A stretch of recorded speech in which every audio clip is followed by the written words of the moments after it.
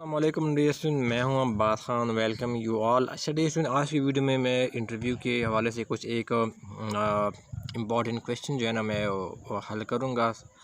वो ये है कि सेल टैक्स एक्ट 1990 के तहत जो है ना जो रजिस्ट्रेशन है उनके बेसिकली दो सूरतें हैं। ठीक है, पहली है रजिस्ट्रेशन थ्रू एप्लीकेशन है, ठीक है ना, और दूसरी क्या है, कंपलसरी रजिस्ट्रेशन है। ठीक है, तो इस वीडियो में हम इसको बेसिकली जो कॉन्सेप्ट है वो हम क्या करेंगे, कवर करेंगे। ठीक है। अच्छा डियर स्टूडेंट, जो रजिस्ट्रेशन थ्रू एप्लीकेशन क्या है बेसिकली, जो डियर स्टूडेंट इसमें ये है कि जो पर्सन क्या है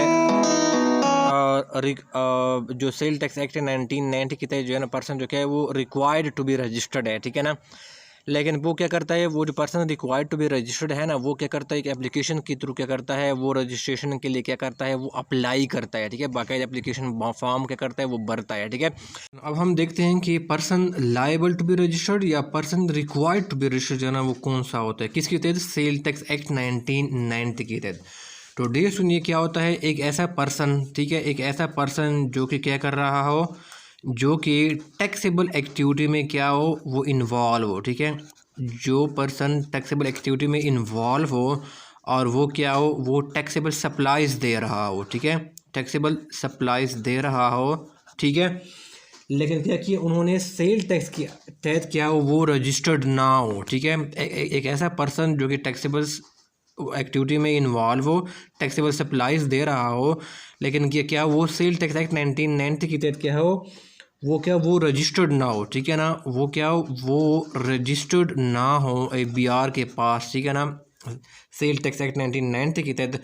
तो डियर ऐसे क्या हो जाता है, तो सेल टैक्स एक्ट 1990 के मुताबिक जो है ना person required to be registered या person liable to be registered क्या होगा, इसके लिए क्या होगा, ऐसे पर्सन को रजिस्ट्रेशन जो है ना क्या होगा, ऐसा पर्सन क्या होगा, वो person required to be registered या person liable to be registered होगा। मैं दोबारा रिपीट करता हूँ कि ऐसा पर्सन जो कि टैक्सेबल एक्टिविटी में इन्वॉल्व हो, टैक्सेबल सप्लाईज देता हो, लेकिन वो सेल टैक्स एक्ट 1990 के तहत क्या हो, इसने अपने आप को रजिस्टर ना करवाया हो, तो ऐसा पर्सन क्या हो जाता है, सेल टैक्स एक्ट 1990 के तहत ऐसा पर्सन क्या कहलाता है, person liable to be registered या person required to be registered क्या होता है, वो कहलाता है। ठीक है, तो ये मैंने समझा दिया कि ये person required to be registered कौन सा पर्सन होता है।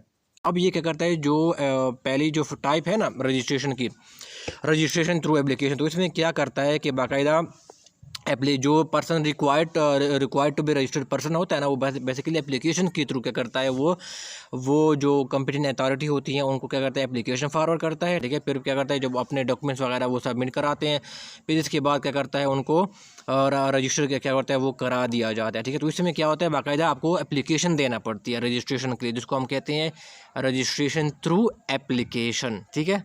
अच्छा डियर स्टूडेंट, इसमें ये क्या है कि जो एप्लीकेशन, जो रजिस्ट्रेशन थ्रू एप्लीकेशन है वो किस तरह आप करते हैं। देखो, इसमें एक होता है सेल टैक्स रिटर्न फॉर्म 1। ठीक है ना, STR sale tax return form 1 जो है ना वो आप क्या करते हैं, बेसिकली इसके थ्रू आप क्या करते हैं, अपना जो है ना वो एप्लीकेशन रजिस्ट्रेशन थ्रू एप्लीकेशन कराते हैं। ठीक है, तो ये बेसिकली ये इसके लिए यूज़ होता है। सेल टैक्स रिटर्न फॉर्म 1 क्या होता है, एप्लीकेशन थ्रू रजिस्ट्रेशन के लिए क्या होता है, ये फॉर्म बेसिकली क्या होता है, वो यूज़ किया जाता है। ठीक है। अच्छा डियर फिर आ जाती है कंपलसरी रजिस्ट्रेशन। ठीक है, अब डियर क्या होता है कि सेल टैक्स एक्ट 1990 के तहत जो पर्सन क्या है, जो person required to be registered है, ठीक है, जिसको रजिस्टर्ड हो जाना चाहिए, मैंने अभी डिफाइन भी किया है कि पर्सन लायबल या रिक्वायर्ड टू बी रजिस्टर्ड कौन सा पर्सन होता है। ठीक है, तो सेल टैक्स एक्ट 1990 के तहत जो person required to be registered है लेकिन वो रजिस्ट्रेशन के लिए अप्लाई नहीं करता है, ठीक है, अप्लाई नहीं करता है, तो फिर इसके लिए क्या होता है, उनकी कंपलसरी क्या होती है, वो रजिस्ट्रेशन कराई जाती है। ठीक है, पहले केस में कौन सा था, रजिस्ट्रेशन थ्रू एप्लीकेशन की, उसके लिए बाकायदा वो खुद अप्लाई करता है, एप्लीकेशन देता है। ठीक है, सेल टैक्स रिटर्न फॉर्म 1 को यूज़ करते हुए उसके थ्रू वो अप्लाई करता है। ठीक है, नंबर हो गया। लेकिन जो कंपल्सरी रजिस्ट्रेशन में होता है वो person required to be registered है, लाइबल टू बी रजिस्टर्ड है सेल टैक्स एक्ट 1990 के तहत, लेकिन वो अप्लाई नहीं करता, तो फिर इसके लिए क्या करते हैं, उनकी उस बंदे की कंपलसरी क्या होती है, रजिस्ट्रेशन कराई जाती है। इसका बेसिकली एक प्रोसीजर होता है कि कमिश्नर लैंड रेवेन्यू अगर वो ये समझता है कि पर्सन को रिक्वायर्ड टू बी रजिस्टर्ड हो जाना चाहिए, तो वो फिर क्या करता है, इस मकसद के लिए फिर क्या करता है, वो क्या करता है, वो जो कमिश्नर लैंड रेवेन्यू है वो आपको नोटिस जारी करता है। ठीक है, यानी आप रजिस्टर्ड तो नहीं है ना, लेकिन कमिश्नर ये समझते हैं कि आपको हो जाना चाहिए, तो फिर इसके लिए आपको क्या क्या करते हैं, और आप रजिस्टर्ड नहीं है तो फिर आपको वो नोटिस जारी करता है, ठीक है। नोटिस का जवाब अगर आप देते हैं, ठीक है ना, फिर आपको जो ना पर्सनल हियरिंग की दी जाती है, और फिर आपने वहाँ पर जाके जो ना आपने अपना केस प्रेजेंट करना होता है, ठीक है, कि मैं रिक्वायर्ड टू बी रजिस्टर्ड हूँ या नहीं हूँ, ठीक है। लेकिन आप उस नोटिस का जवाब नहीं देते तो फिर क्या होता है कमिश्नर इन लैंड रेवेन्यू के आपकी जो ना कंपल्सरी रजिस्ट्रेशन का हुक्म दे दिया जाता है, ठीक है।